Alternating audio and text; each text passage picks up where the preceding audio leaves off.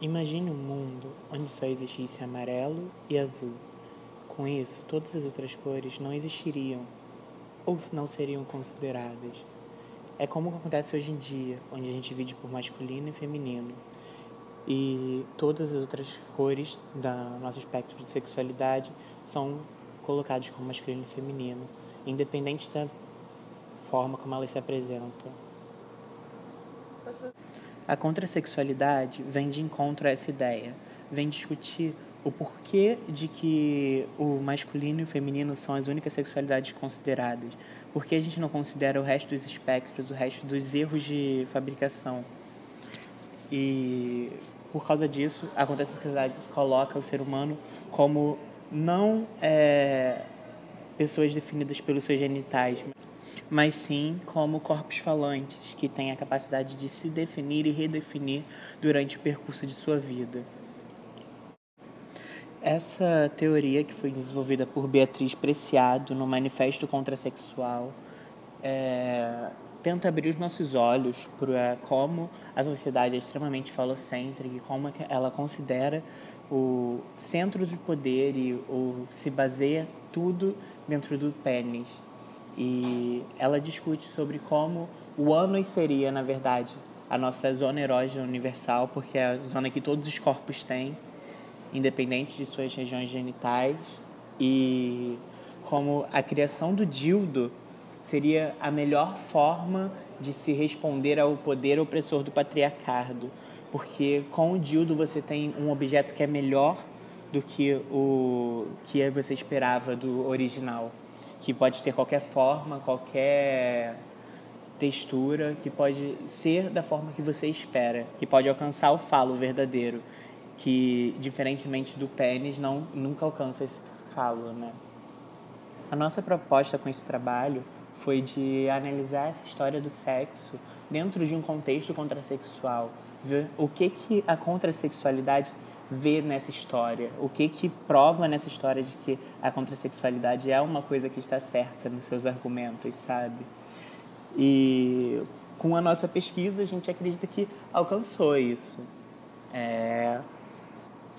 Nós conseguimos vários exemplos sobre como o falo influenciava a sociedade e analisamos dentro dos contextos contrassexuais, essa presença do falo ali e a não presença também, sabe? Um dos exemplos que a gente pegou nesse trabalho foi sobre o surgimento do termo sadismo,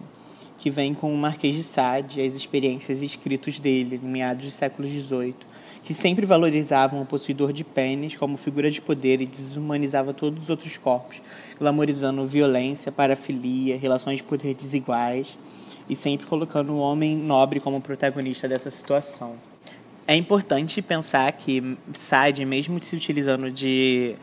práticas não convencionais, não se enquadra na contrassexualidade, porque os possíveis atos dele eram todos sem um contratos, sabe, de comum acordo, o que é uma coisa extremamente necessária dentro do contrassexualidade, que é a ideia de discutir que as pessoas têm o direito do que vai ser feito sobre o corpo dela, e não era algo que era levado em conta naquele caso. Acontecendo vários casos, assim, como, por exemplo, quando um icônico em que o Marquês foi processado por 4 prostitutas pela acusação de sodomia. Não, foi processado pelas 4 prostitutas e pela acusação de sodomia, ele foi condenado à morte. Não pela violência que fez com as prostitutas, não pelas coisas que ele fez, mas só pela sodomia que ele praticou. E então o Estado, em uma tentativa risível de fazer o exemplo, encenou a morte de Sade com boneco, na falta do próprio, que escapou para a Itália. Um exemplo icônico também do grande poder falocêntrico e suas atitudes foi o governo de Heliogábalo, em Roma, durante um pequeno período do século III, que Heliogábalo tinha nos seus hábitos transvestir-se de figura feminina para se prostituir em bordéis, tavernas e palácios imperiais. O que na Grécia era aceitado, o sexo anal, a sodomia, Eles não consideravam crime, a não ser que você fizesse com pessoas de uma caixa inferior à sua. Você deveria sempre ser o ativo numa situação de poder sobre o submisso. Então, sempre aquele que utilizava o pênis era aquele que era o que mostrava maior poder ali. Mas Heliogábalo desafiava isso, colocando escravos ou pessoas abaixo dele para serem os ativos na relação. Chegando a um ponto em que ele ofereceu metade de seu império para aquele cirurgião que fosse capaz de transformá-lo numa mulher por completo. E aí, numa história de família, né, sua avó trama com o resto da população para matar Heliogábalo, porque eles achavam uma grande vergonha ter um governante que era passivo nas relações sodomitas. Mas a gente discutindo isso como dentro do contrasexual, a gente viu que, na verdade, isso era uma tentativa de demonstrar poder de Heliogábalo, porque ele acreditava que ele era tão superior ao resto da população que ele poderia escolher quem está acima dele na hierarquia, sabe? Quem seria o ativo, escolhendo os escravos. E para superar ainda mais esse contexto, chegar ainda mais nos seus delírios de poder, ele poderia mostrar que ele, mesmo sem pênis, era a maior prova de autoridade dentro de uma sociedade heterocentrada, o que seria o maior ultraje possível e que foi o que ocasionou a morte dele. Ainda em Roma, sabe, próximo mais do século I,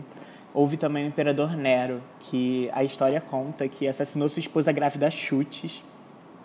Então, teoricamente, tomado de remorso, ordenou que se iniciassem buscas por alguém semelhante. E eles encontraram um homem chamado Esporos, e o imperador ordenou que seus cirurgiões transicionassem o órgão reprodutor do escravo de forma a torná-lo um ser humano dado como feminino,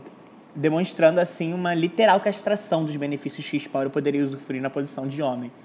tendo ainda se casado com ele para demonstrar o poder patriarcal que ele poderia exercer sobre outro corpo falante.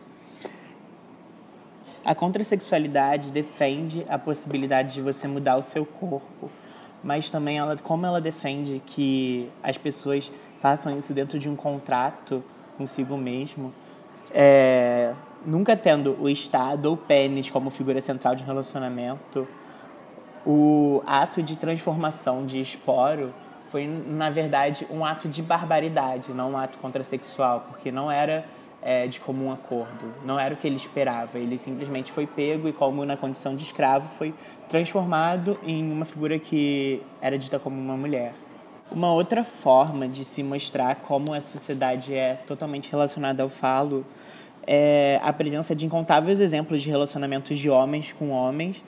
e uma quantidade extremamente escassa de referências sobre lesbianismo na história, sendo que as que a gente tem são totalmente referenciadas ao falo, mostrando uma necessidade milenar de mostrar o relacionamento lésbico sob uma visão heterocentrada. Um exemplo extremamente icônico disso seria Safo, uma poetisa nascida em Lesbos na segunda metade do século I,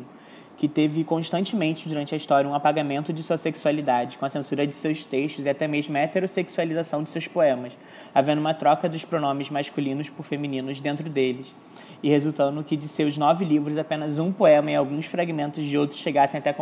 contemporaneidade, devido à censura da igreja e dos grandes falocêntricos da época medieval. Mas é de se notar também que grandes estudiosos já chegaram à conclusão de que, na época em que Safo escrevia, o texto dela era aceitado e era lido e difundido simplesmente porque eles acreditavam que a poesia de Safo era interpretada apenas como uma fuga da competitividade masculina, o que demonstra mais uma vez a necessidade do falo para a legitimação de qualquer coisa na sociedade heterocentrada. Com isso, a gente concluiu que, no decorrer da história, apesar do sexo sempre ser visto como parte essencial da condição humana, houve sempre um tabu ligado à existência do pênis como zona sexual essencial e detentora do poder político e social, desconsiderando todo o resto do corpo como produtor de orgasmo e até mesmo dessexualizando muitas zonas, em favor da manutenção de uma sociedade patriarcal heterocentrada.